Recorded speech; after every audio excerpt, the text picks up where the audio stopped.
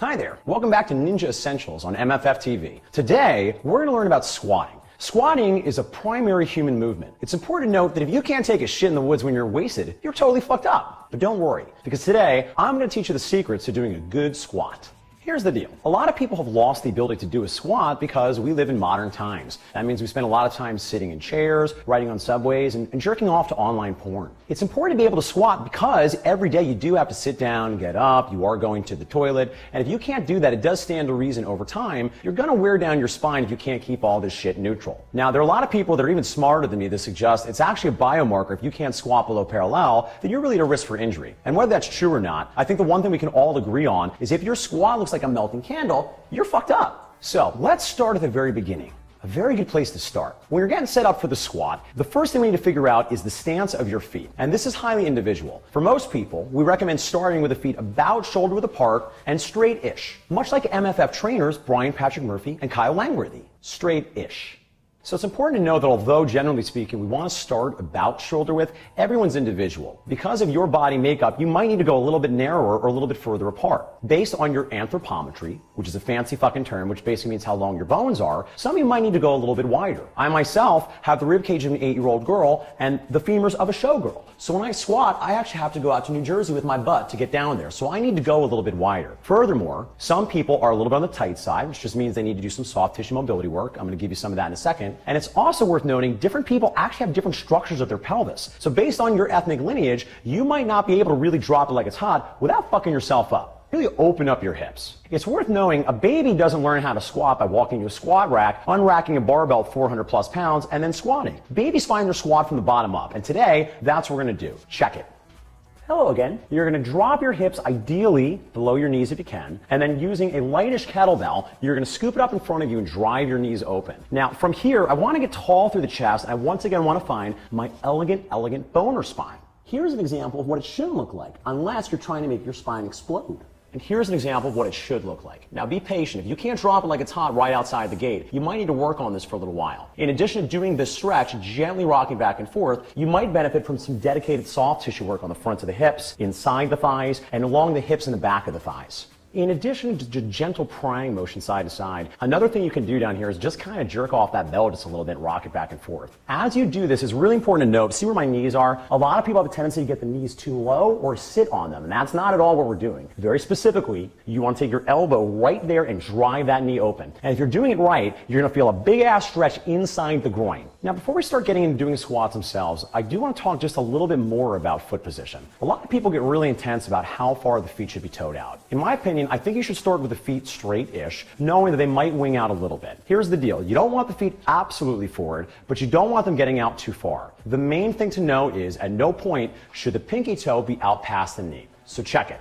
Now, use the power of your imagination. Pretend like you're in the Mark Fisher Fitness helicopter, soaring over the skies of Manhattan with your sluts and your hoes, drinking some champagne with your bitches, looking down at a bunch of ninjas doing a squad workout in Central Park. Looking down from that helicopter, you shouldn't be able to see pinky toes on the outside of the knee. If that happens, that means the toes and knees are not aligned. It's going to be a bad scene. It's going to piss off your knee. So you really want to make sure the knees and toes are tracking. If anything, if you get that big toe anchored, it's okay if the knee is out a little bit that way. However, if you go the other way, we got trouble right here in River City. You're going to get fucked up. So if you're finding every time you're doing your squat, either your heels are popping up or the feet are winging out, that's something you might need to be a little bit patient with. If you don't have the right amount of ankle mobility and you can't get that knee to track over the toe, it just means we probably need to spend some dedicated time really opening up the ankle. This could include strategies like foam rolling and doing some dedicated ankle mobilization drills. A very simple and useful ankle mobilization is just rocking that knee towards the toes,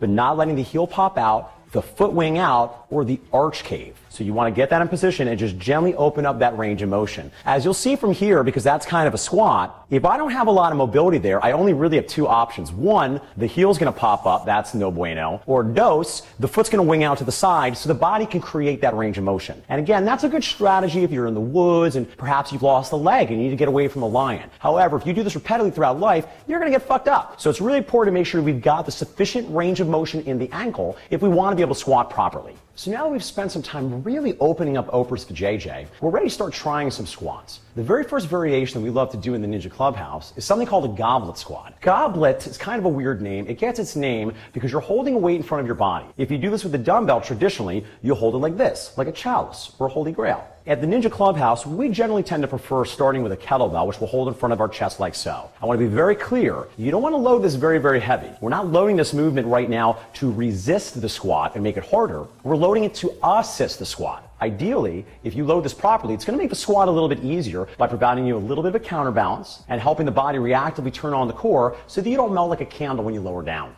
So, now we're ready to try some squats. And as always, we want to keep this shit simple at the beginning. So from here, I'm just going to get in position like the silverback gorillas if I'm going to do a swing. I'm going to scoop the bell up, swing it back, and then catch it like so. Now that I've got the bell in front of me, the only thing I care about in the beginning is that you're thinking butt back, knees out, chest up. And now I'm going to demonstrate. So I'm dropping like it's hot. I'm driving those knees open, but I'm keeping my chest up. My butt's going back, knees are out, chest up. Now, before we go too far into this, let's quickly remind ourselves of these MFF cues for a good, elegant bone or spine alignment. Remember, from here, we've got this arching, porn star. We've got this tucking under, sad dog. Width across the shoulders, which we call Care Bear stare. And then ears over the shoulder, or high school wrestler. Now, you're going to notice in the squat pattern, for most people, it's going to be their tendency to sad dog. They're going to melt like a candle, as if life didn't really work out the way they planned when they were 8 years old, and now they're a little bit sad. That's a common thing to do, but I would love for you to think of porn starring. So as you're lowering that butt down, you want to keep that chest up and think of porn starring to resist the tuck under.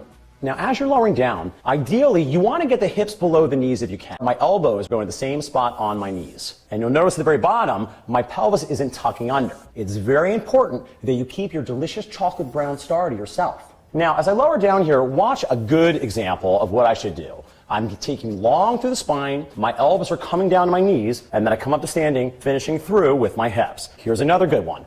Elbows come down to the knees, I finish through with my hips. Now watch what happens when I get carried away and get a little fucking greedy and I get too far.